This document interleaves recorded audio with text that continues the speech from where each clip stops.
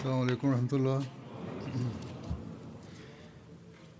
أشهد أن لا أشهد أن لا إله إلا الله وحده لا شريك له وأشهد أن محمدا عبده ورسوله. أما بعد فأعوذ بالله من الشيطان الرجيم. بسم الله الرحمن الرحيم. الحمد لله رب العالمين الرحمن الرحيم مالك يوم الدين. إياك نعبد وإياك نستعين.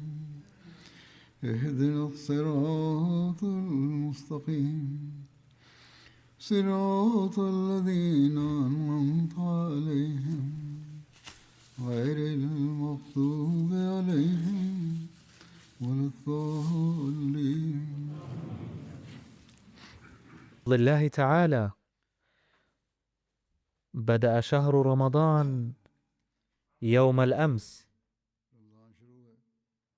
وهذا شهر الصيام قد هيأه الله تعالى لنا على وجه الخصوص لنوثق علاقتنا بالله تعالى ولنصلح أحوالنا الروحية.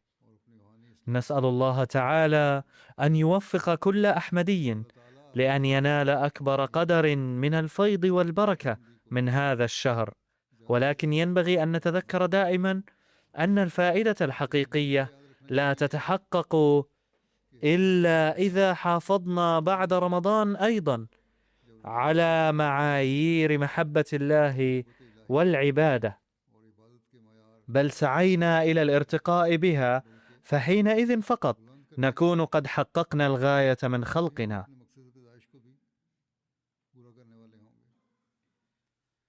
وكما كنت أذكر في الخطب السابقة محبة النبي صلى الله عليه وسلم لله تعالى وطريقته في العبادة ومعاييرها والنصائح والإرشادات التي وجهها إلى المؤمنين للعمل بها، ثم ذكرت بعض الوقائع عن غلامه الصادق الذي اقتدى بسنته صلى الله عليه وسلم اقتداء حقيقيا، فإن هذا الموضوع ما زال مستمرا وسيستمر اليوم أيضا بمناسبة رمضان. وسأذكر في هذا السياق بعض الوقائع من سيرة المسيح الموعود عليه السلام، والتي يتجلى فيها تعلقه بالله تعالى وإقباله على الدعاء، وهذا أيضا من فضل الله تعالى الخاص أن ساقنا لذكر هذه الوقائع، وفيها وقائع السيد والخادم، حتى بلغ بنا الأمر أن دخلنا في رمضان وأن وفقنا لأن نحاسب أنفسنا من هذه الجهة لنتمكن من إصلاح أحوالنا.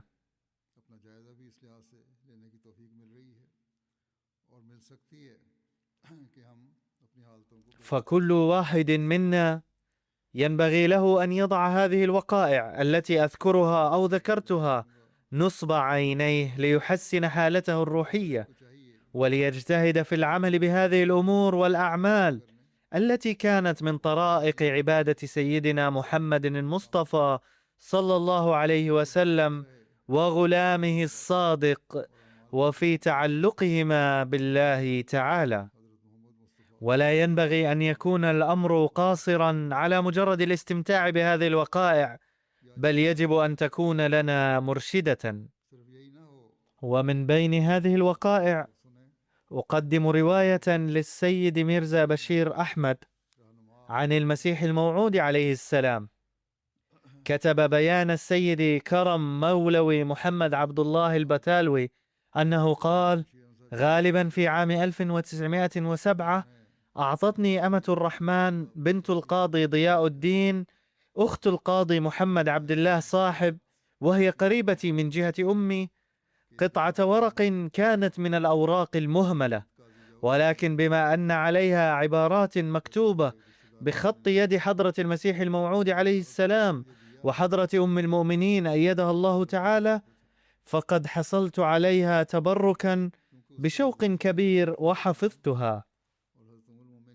ثم في وقت ما ضاعت مني تلك الورقة، لا أدري إن كانت داخل كتاب أم فقدت، وأنا آسف جدا لأجل ذلك، ولكن بما أنها مرتبطة بواقعة روتها لي أمة الرحمن بنفسها، وتلقي هذه العبارة غير المتكلفة نورا على تعلق حضرة المسيح الموعود عليه السلام بالله وتقواه وطهارته وشغفه بالعبادات، لذا أرى ضروريا ذكرها وتدوينها.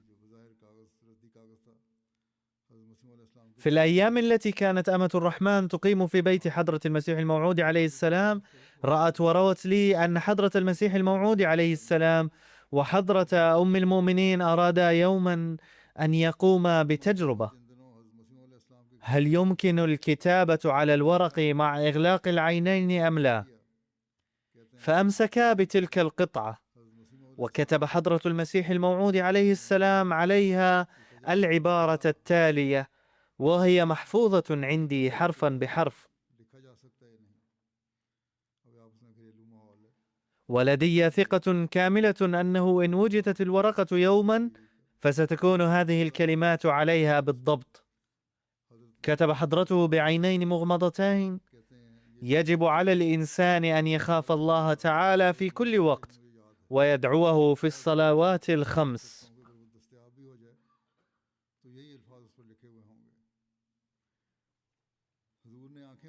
فهذا هو المستوى الذي أوصى عليه السلام أتباعه ببلوغه دوما. كان عليه السلام يفكر دائما أن يكون المؤمنون به، بل كل المؤمنين، خاشعين لله وحريصين على العبادة دائما. على كل حال، أذكر أيضا ما كتبته أم المؤمنين رضي الله عنها، وكانت ذا صلة بشؤون البيت العامة. تقول الراوية: كانت كلمات أم المؤمنين بسيطة، وهي: محمود هو ابن الحبيب، ويجب ألا يؤذيه أحد شيئا. وكانت هناك جملة أخرى تتعلق بالأولاد أيضا، وهي: مبارك أحمد يطلب البسكويت. على كل حال، هكذا كانت العبارتان. وتقول الراوية: هذا ما كتبه الاثنان، وكان ما كتبته أم المؤمنين ذا صلة بأمور البيت عامة. أما كتابة المسيح الموعود عليه السلام فمع أنها كانت بخط شبيه بالشطبات، إلا أنها كانت جزيلة وقابلة للقراءة، ومع أنه كتبها مغمض العينين، إلا أنها كانت بسطور منتظمة ومستقيمة ككتاباته الأخرى. أما كتابة حضرة أم المؤمنين فلم تكن مستقيمة السطور، بل كانت بعض الكلمات مرتفعة وبعضها منخفضة قليلا. والأمر الرائع الذي أسعدني دائما هو أن المسيح الموعود عليه السلام كان عندها جالسا في البيت دون ما تكلف، وحين اضطر فجأة إلى كتابة شيء دون ما تفكير فلم يخطر بباله سوى كلمات نصيحة مخلصة. أما عبارة أم المؤمنين رضي الله عنها فكانت مما يمكن أن يخطر ببالها حسب ظروف البيئة. والحق أن هذا هو الفرق الذي يكون بين المأمورين من عند الله تعالى وغيرهم. كانت في قلبه حرقة أن يرجع بالناس إلى ربهم ويرغبهم في عبادة الله تعالى. فهذه واقعة بسيطة في أجواء البيت، لكن فيها درس عظيم.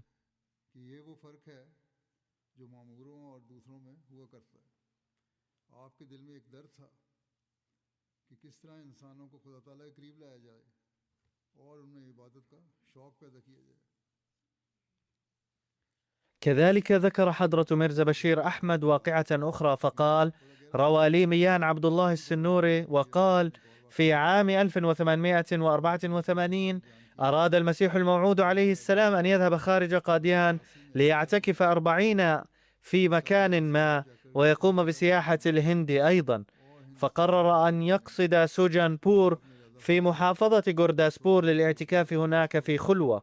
وأرسل لي بهذا الخصوص بطاقة بريدية كتبها بخط يده، فالتمست منه أن يصطحبني في هذا السفر وفي سياحته للهند أيضا، فقبل التماسي، ولكنه عليه السلام تلقى فيما بعد وحيا بشأن سفره إلى سوجانبور، حيث قيل له إن غايتك ستتحقق في هوشياربور، فتخلى عن قصده إلى سوجانبور وعزم على السفر إلى هوشياربور.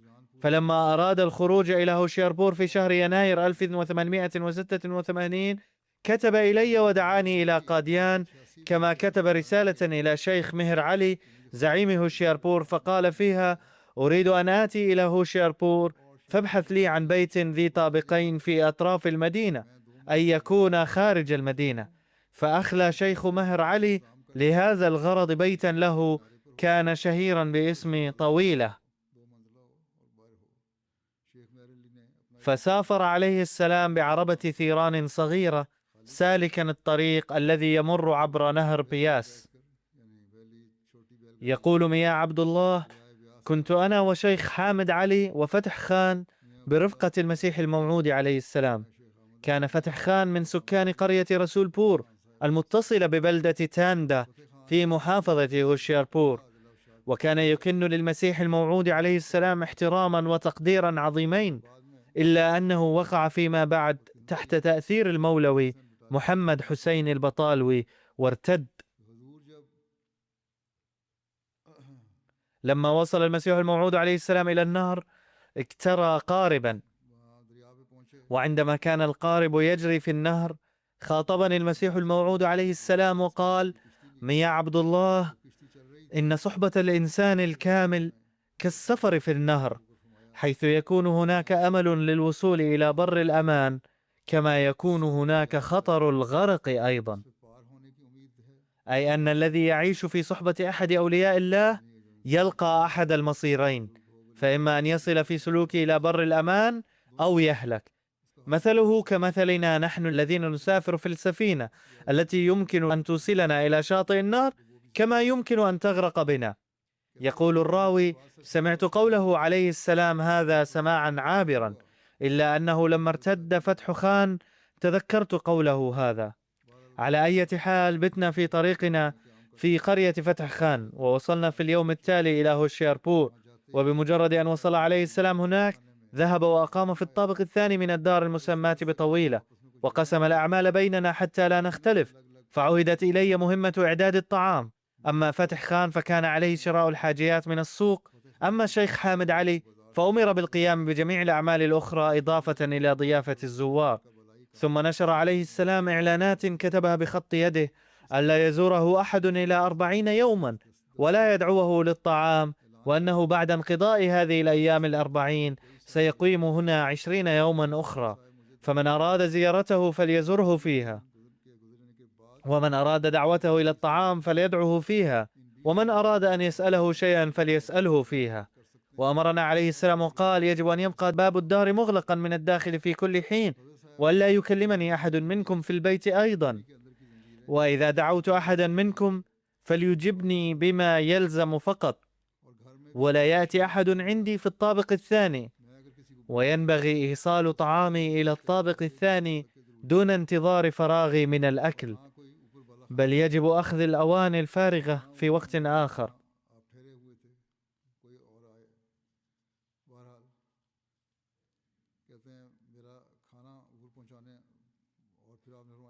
سأصلي الصلاة وحدي في الطابق الثاني لأني في الاعتكاف، أما أنتم فيمكنكم أن تصلوا في الطابق الأرضي.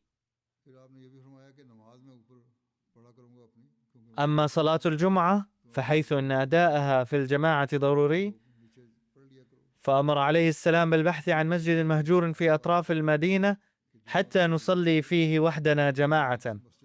وكان هناك بستان خارج المدينة، وكان به مسجد صغير مهجور، فكان عليه السلام يذهب إليه لصلاة الجمعة فيخطب بنا ويؤمنا.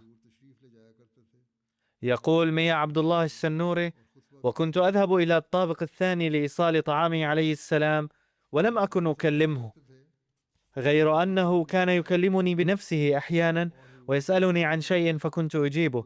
وقال لي في إحدى المرات: لقد فتحت علي في هذه الأيام أبواب أفضال الله الكبيرة، وأحيانا يكلمني الله لمدة طويلة، ولو كتبت هذه الأمور لصارت أوراقا كثيرة.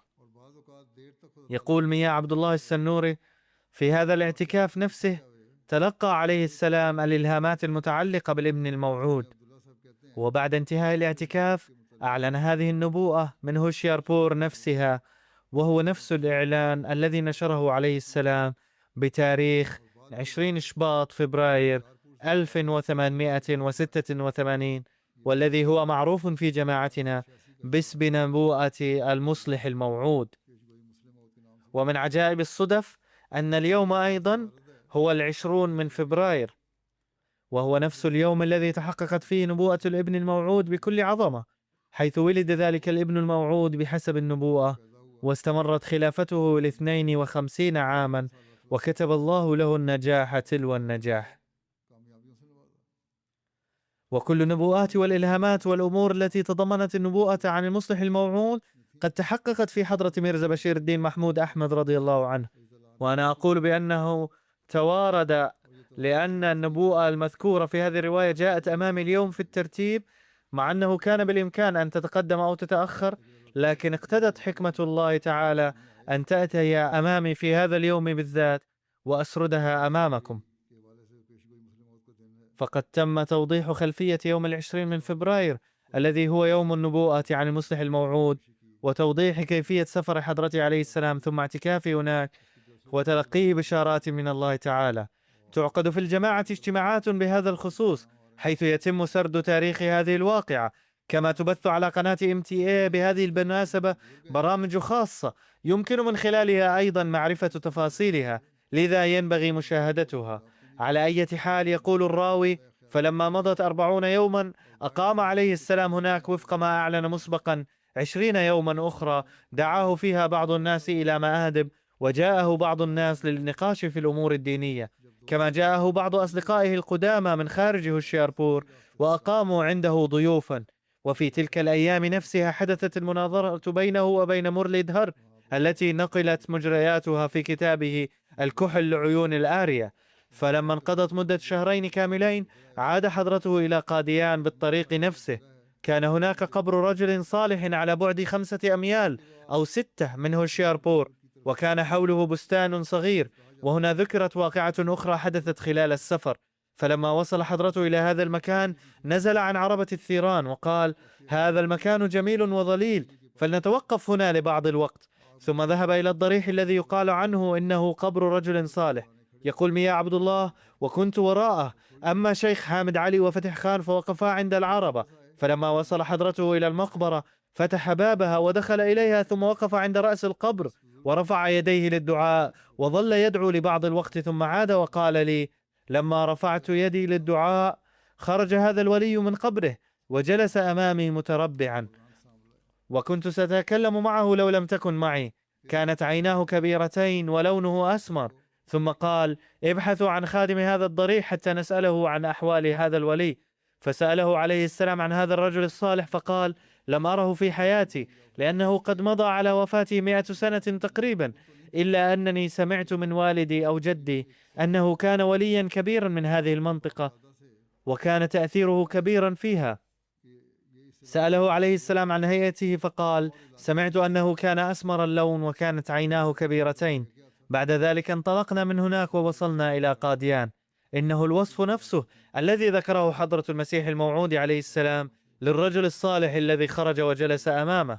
يقول بعض الناس: يمكن الكلام مع الموتى، فإنه يتم لبعض الأولياء والأنبياء بهذه الطريقة، ويظهر لهم الموتى أحيانا، وهذه طرق الله تعالى الخاصة.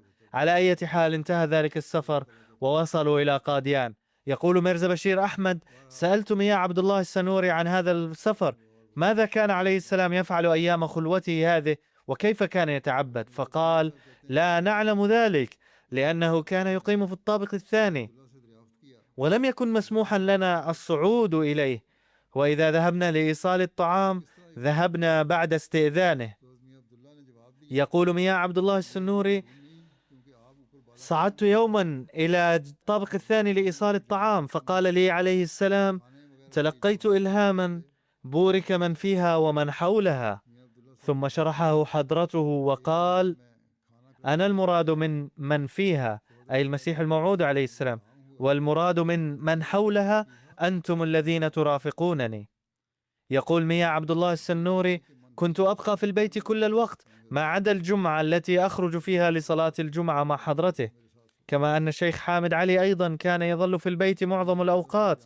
أما فتح الدين فكان يقضي نهاره في الخارج. أقول: وأغلب ظني أنه كان خارج البيت وقت تلقي حضرته الإلهام المذكور. هذا رأي ميرزا بشير أحمد. يقول مياء عبد الله السنوري: كان فتح الدين في تلك الأيام يكن لحضرته عليه السلام احتراما كبيرا لدرجة أنه كان يقول أثناء حديثه معنا: أعد حضرته نبيا.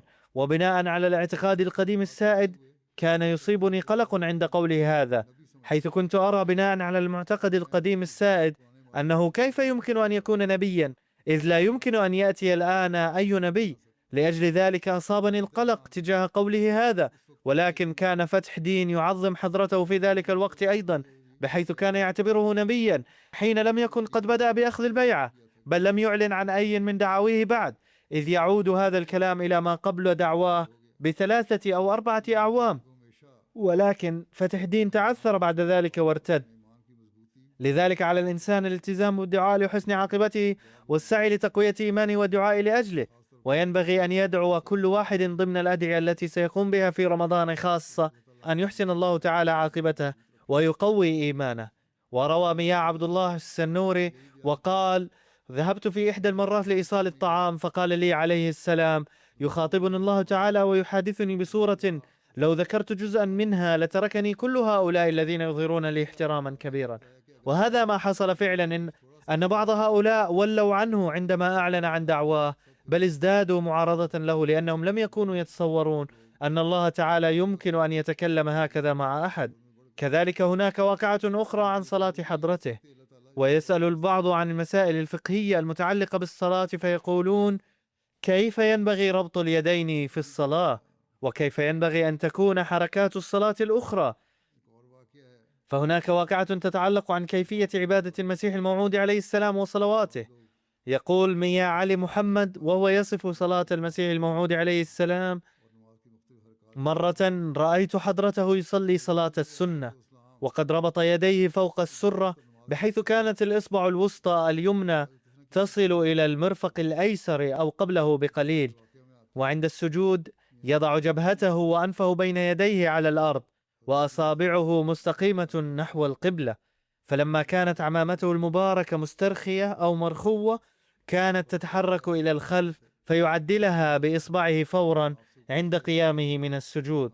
على أي حال، كتب هذا الراوي بأن حضرته صلى هذه السنة في المسجد الأقصى جنوب قبر والده، ثم أما المولوي نور الدين الصلاة المكتوبة.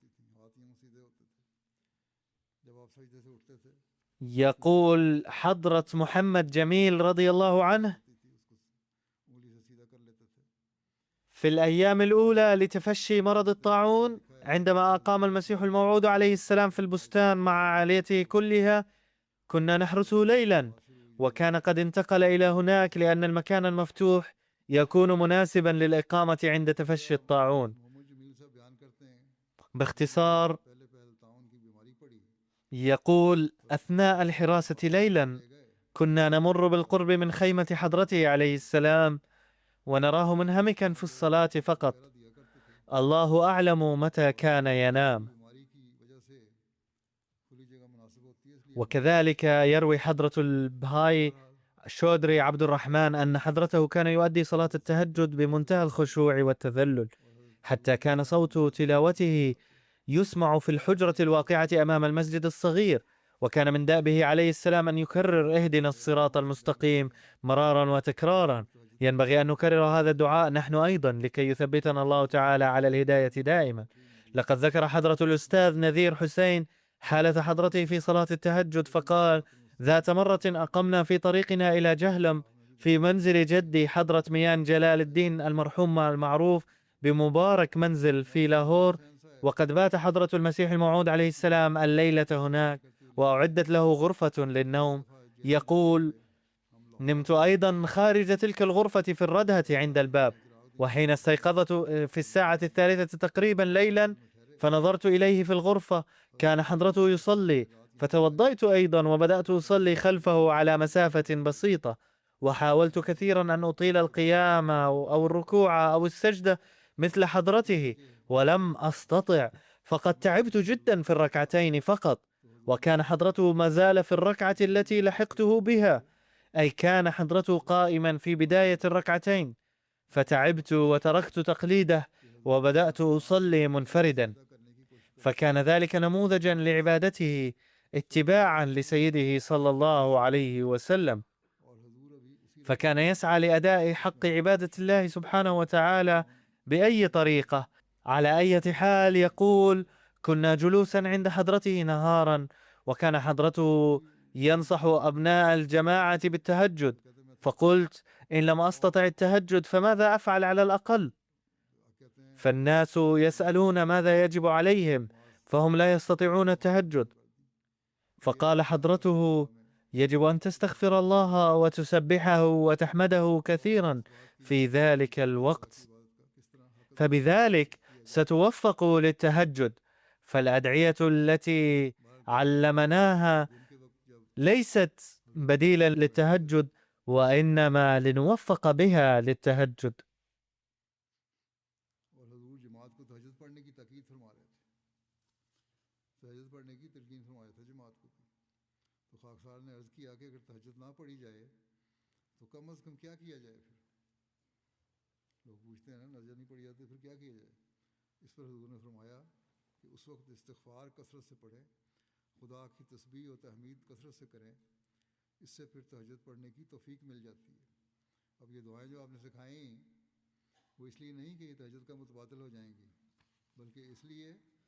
فقد كتب حضرة ميرزا بشير أحمد رضي الله عنه أيضا، أو الراوي، أنه حين يحدث مني القصور في التهجد أعمل بهذا فأوفق للتهجد.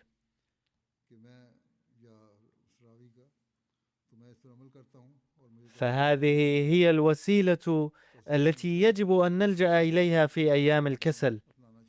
في هذه الأيام نعيش رمضان المبارك حيث نوفق لشيء من التهجد،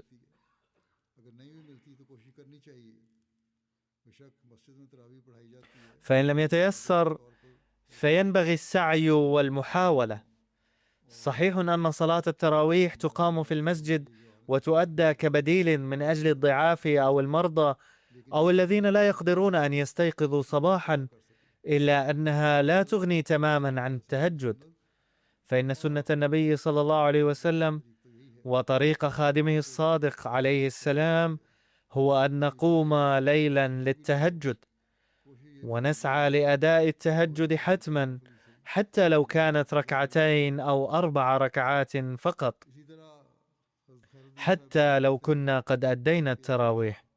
ومثل ذلك يروي حضرة خير الدين أن سيدنا المسيح الموعود عليه السلام خرج ذات صباح في أيام الربيع نحو الساعة 8 من قاديان للتنزه، سالكا الطريق الواقع بين بهيني وقادر آباد المعروف بالشارع، وعند حدود أراضي قاديان أدى ركعتين نافلة، ثم مر من قريتنا فعاد إلى قاديان. من هنا عرفنا أنه حتى في التنزه كان يشغل باله العبادة، فمن الواجب على سكان قاديان أيضا أن يحافظوا على قدسيتها ويسعوا لرفع معايير عباداتهم أداء لحق هذه البلدة، إذ قد صلى حضرته عليه السلام فيها وعلى حدودها أيضا النوافل. ويقول حضرة ملك نياز محمد المحترم: حين ذهبت إلى قاديان عام 1904 كان حضرة المسيح الموعود عليه السلام يتوجه إلى غورداسبور لمتابعة قضية كرم دين، وحين ذهبت أنا أيضا إلى هناك كان حضرته مقيما في بيت قرب بركة ماء، وكان أفراد الجماعة أيضا يقيمون هناك، وكانت تقام المائدة أيضا في جزء منه، ورأيت أن بساطا كان يفرش في المحكمة وكان يجلس عليه حضرته عليه السلام والأخوة أيضا، فكان بساطا كبيرا يتسع للجميع. يقول: لاحظت أمرا واحدا ما زلت أتذكره جيدا، أن حضرته كان يحافظ على الوضوء دوما، إذ كلما خرج لقضاء حاجة توضأ بعده حتما، حتى تيقنت أنه عليه السلام كان متوضئا في كل الأوقات، وكان يقرأ باستمرار وبصوت خافت: سبحان الله وبحمده سبحان الله العظيم. ويروي حضرة البهاي شودري عبد الرحيم أنه كان من دأب حضرته عليه السلام في الأوائل أن يحضر المسجد عموما أولا للصلاة، وحاولت مرة أن أكون أول من يصلي، لكنني وجدته عليه السلام قد سبقني إليه. لقد قضى سيدنا المسيح الموعود عليه السلام جزءا من شبابه في سيالكوت، امتد 7 سنوات تقريبا، وكان أبرز امتيازات تلك الأيام ليلا ونهارا محبته لله تعالى. وكل من ذكر عن ذلك بين بصفة خاصة عزلته وانقطاعه وانهماكه في الصلاة والتلاوة. وفي هذا الخصوص أقدم شهادات عدد من الأشخاص الذين يعدون الثقات والصالحين في سيالكوت. يقول الحكيم بدر حسين الذي انضم بعد إعلان حضرته بعثته إلى زمرة ألد أعداء الأحمدية، وأثار اعتراضات بدافع العداء على بعض أعمال حضرته عليه السلام في حكاية، إلا أنه لم يستطع في خضم معارضته أن ينسى الذكريات الطاهرة أثناء إقامة حضرته في سيالكوت، فكتب: كان شخصا ذا ثقة، أي جديرا بالثقة الكبيرة، رفيع الهمة والأفكار، لا أرى ندا له في علو همته. حين دخل أي الغرفة التي كان يجلس فيها هذا الكاتب طلب الماء للوضوء، وبعد فراغه من الوضوء أدى صلاة المغرب، ثم اشتغل بورده، ثم ذكر الله.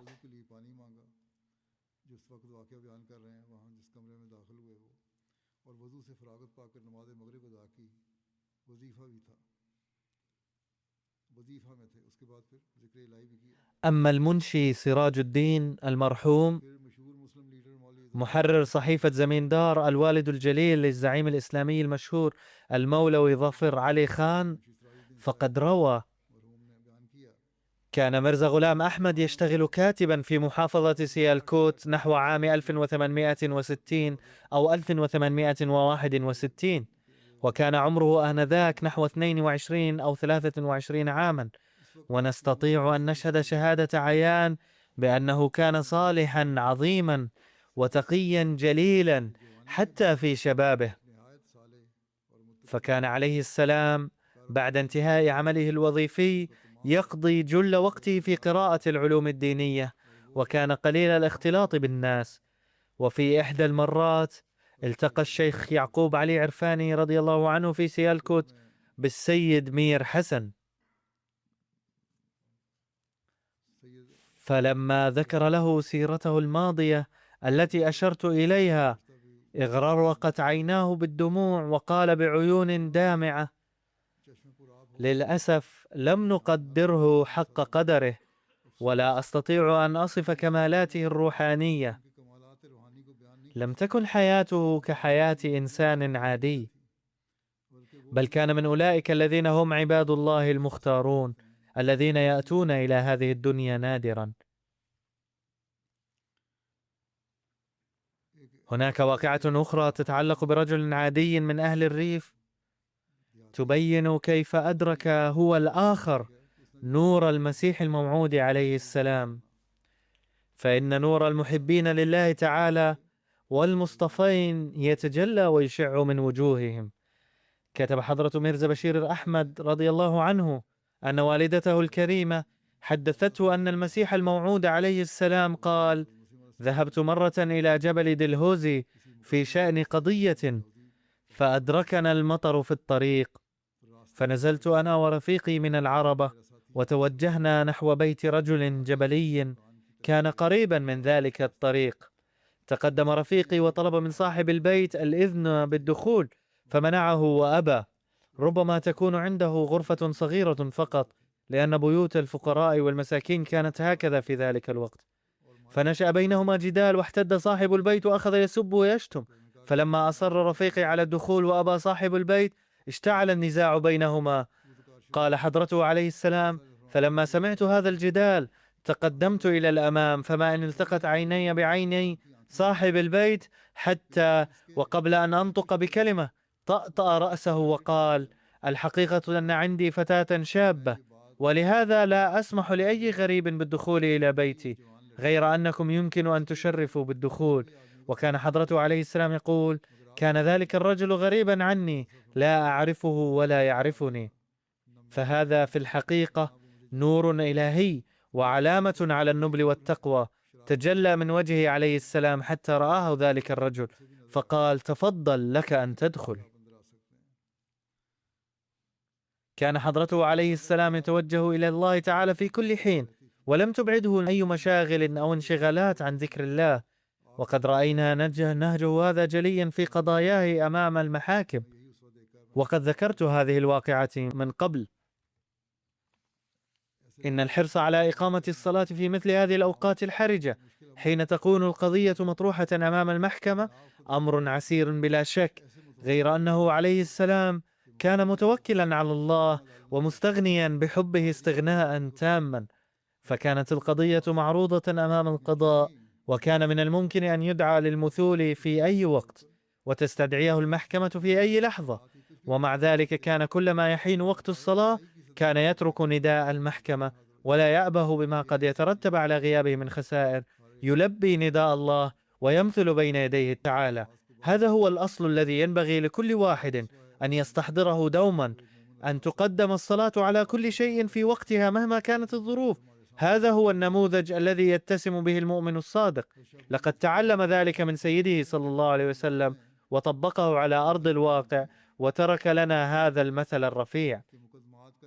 لقد وصف الشيخ يعقوب علي عرفاني رضي الله عنه حالة حضرته عليه السلام بأسلوب بالغ الجمال، فكتب: إن سلسلة القضايا كانت طويلة جدا، وكان عليه متابعة بعضها حتى المحكمة العليا. يقول: بينما أدون هذا الجزء من حياة حضرة المسيح الموعود عليه السلام، فإن الأمر الذي أود لفت انتباه قراء هذه السيرة إليه هو صلته بالله تعالى.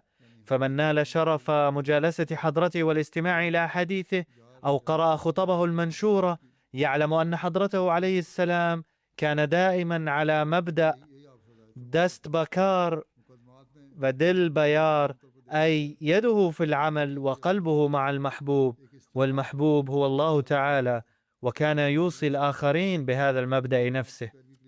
فيما يتعلق بالقضايا، من الملاحظ عموما أن المدعي والمدعى عليه يكونان في حالة من الاضطراب وعدم الاستقرار، غير أن حضرته عليه السلام حين كان يذهب لمتابعة القضايا لم يكن يشعر بأي قلق أو اضطراب في نفسه، بل كان يبقى متوجها إلى الله تعالى بكل ثبات ووقار.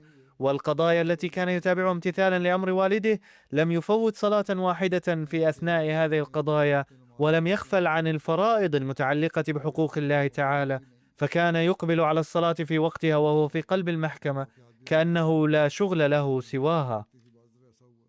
وكذلك دون السيد عرفاني رضي الله عنه وقائع تفيد بأن المحكمة كانت تناديه أحيانا.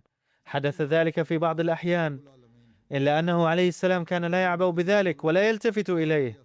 ثم كتب رضي الله عنه: إن في تلك الأسفار المتعلقة بالقضايا كان عليه السلام كل لحظة منصرفا إلى تلك الذات التي هي الخالق ورب العالمين، فكان يرى في الشمس المشرقة والقمر والنجوم المتلألئة في سماء الليل والشلالات المتدفقة والجبال الشامخة والمياه الجارية والحقول المخضرة وزقزقة الطيور وأصوات الرعد والبرق.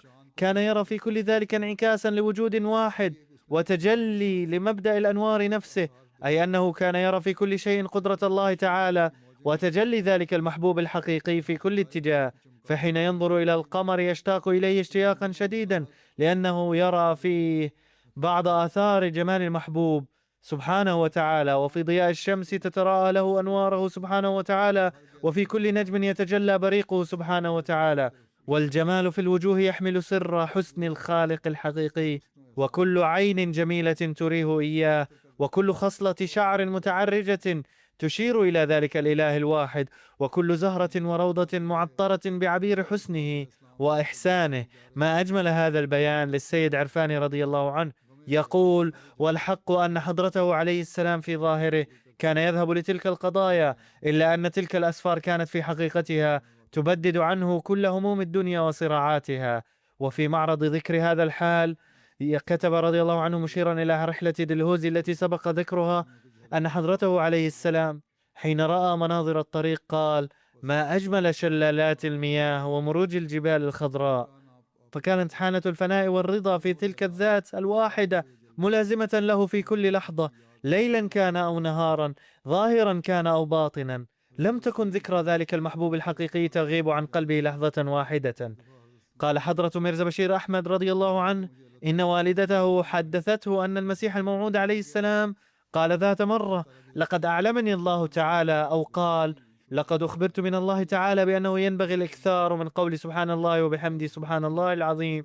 وأضافت الوالدة: لذلك كان عليه السلام يكثر من ترديد هذا الذكر، حتى أنه كان يتقلب في فراشه ليلا ولسانه لا يفتر عنه. ويقول حضرة ميرزا بشير أحمد رضي الله عنه إنه حين روى هذه الرواية للمولى وشير علي رضي الله عنه قال له: لقد رأيت أنا أيضا أن حضرة المسيح الموعود عليه السلام كان يكثر من قول سبحان الله. كما دون حضرة ميرزا بشير أحمد رضي الله عنه ملاحظته الشخصية في هذا الشأن فقال: سمعت سيدنا المسيح الموعود عليه السلام يردد سبحان الله دائما، وكان يكررها ببطء شديد وتأن وهدوء ورفق، كأنه يتأمل في صفات الله تعالى في الوقت نفسه. ثم يقول ميرزا بشير أحمد رضي الله عنه إن السيد سراج الحق نعماني أخبره قائلا: كانت كيفية نومه عليه السلام أنه كان يستيقظ على فترات متقاربة ويردد سبحان الله سبحان الله بصوت منخفض ثم يعود إلى النوم. يقول الشيخ يعقوب علي عرفاني: كان سيدنا المسيح الموعود عليه السلام يحب العزلة والخلوة اقتداء بسيده ومحسنه النبي الأكرم صلى الله عليه وسلم، ولو كان مخيرا لما خرج من عزلته أبدا، وقد بين ذلك في خطبه وكتاباته مرارا. فحين غلب على طبيعته الحساسة حب العزلة وانجذب إلى الله تعالى كليا بسبب من الجذب الإلهي، بعث إلى والده رسالة، ومن قراءة هذه الرسالة سيتبين كيف كان حضرته ينفر من الدنيا منذ صغره ويحرص على توطيد صلته بالله تعالى. وهذه الرسالة المكتوبة في شبابه جزء من طبيعته الطاهرة وسيرته النقية. الرسالة مكتوبة بالفارسية وسأذكر جزءا منها. فقد كتب عليه السلام مخاطبا والده: إنني أرى في هذه الأيام بأم عيني وأشاهد بعين بصيرة المتفكرة أنه في كل عام يحل وباء ما بمختلف البلاد والأقطار، ويفصل الأصدقاء عن أصدقائهم والأقارب عن أقاربهم، ولا أرى في أي عام أن هذه النيران المشتعلة والمصائب الأليمة لا تثير ضجيجا كضجيج القيامة. فبالنظر إلى هذه الظروف برد قلبي من الدنيا واصفر الوجه خشية منه سبحانه وتعالى. كذلك الظروف السائدة في الدنيا حاليا تذكرنا كيف تشتعل النيران في كل حدب وصوب، لذا يجب علينا أن نوطد علاقتنا بالله تعالى أكثر من ذي قبل.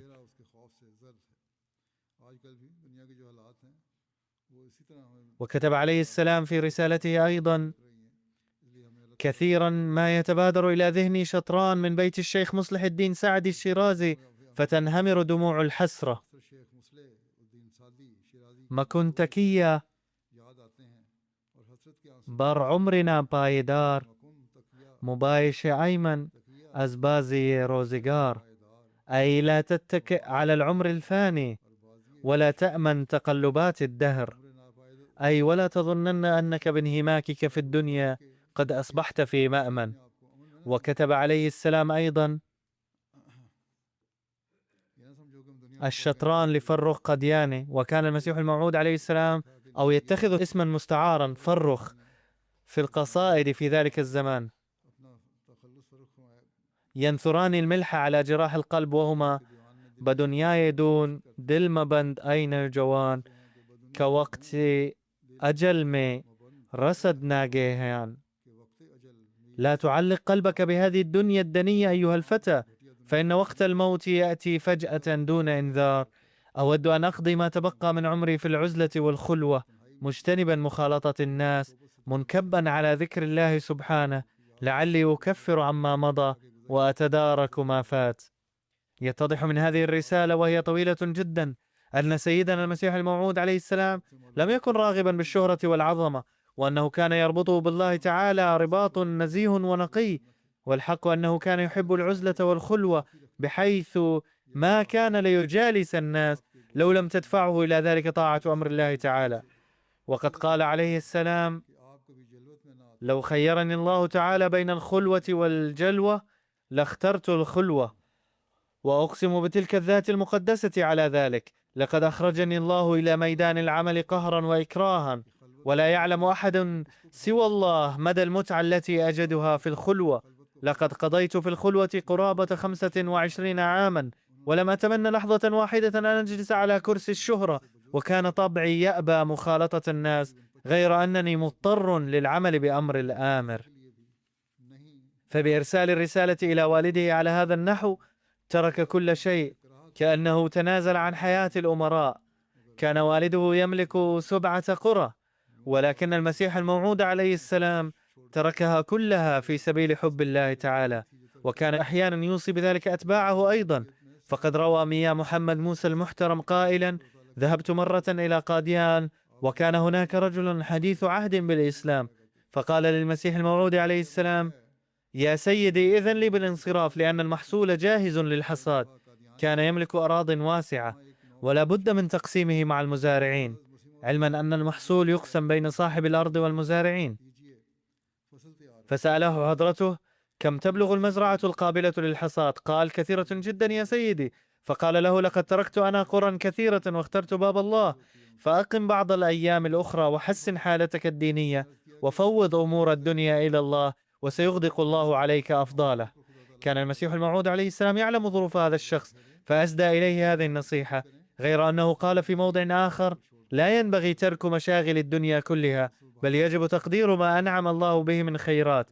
فقد نصح هذا الشخص الحديث بالإسلام نظرا إلى مقتضى تربيته، فالأمر يتعلق بالظروف، وعلى كل أمر أن ينظر في ظروفه، ولا يغرق في الدنيا كليا ولا يتركها كليا فيضيع حقها. فالإسلام يعطي تعليما متوازنا ومتكاملا ينبغي العمل به، إلا أن هناك أمرا ينبغي الاهتمام به دائما، وهو أن لا ينسى المرء الله تعالى أبدا، فهناك حاجة إلى الحذر والانتباه إلى هذا الأمر. هذه بعض جوانب عشق حضرته عليه السلام ومحبته وعبادته التي بينتها اليوم. نسأل الله تعالى أن يوفقنا في هذا الشهر الفضيل لأداء حق العبادة على وجه صحيح، ويوفقنا للارتقاء في حبه أيضا، لنستفيد من بركات هذا الشهر، شهر رمضان، أكثر فأكثر، ويبقى تأثير هذه البركات فينا بعد رمضان أيضا. وفقنا الله للتحلي بالصفات التي هي سمات المؤمن الحقيقي والمسلم الصادق. في هذه الأيام أكثروا من الدعاء بشكل خاص للأحمدين الممتلين بالمصائب والمحاكمات الزائفة،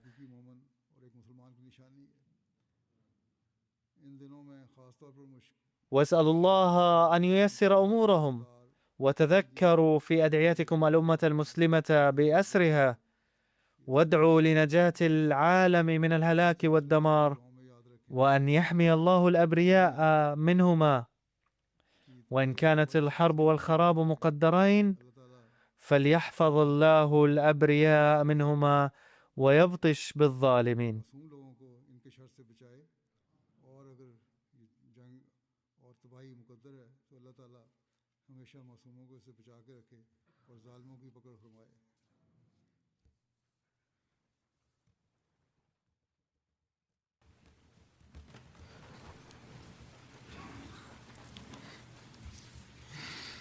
الحمد لله نحمده ونستعينه ونستغفره ونؤمن به ونتوكل عليه ونعوذ بالله من شرور أنفسنا ومن سيئات أعمالنا، من يهده الله فلا مضل له ومن يضلل فلا هادي له، ونشهد أن لا إله إلا الله ونشهد أن محمدا عبده ورسوله. عباد الله رحمكم الله، إن الله يأمر بالعدل والإحسان وإيتاء ذي القربى وينهى عن الفحشاء والمنكر والبغي يعظكم لعلكم تذكرون اذكروا الله يذكركم وادعوه يستجب لكم ولذكر الله أكبر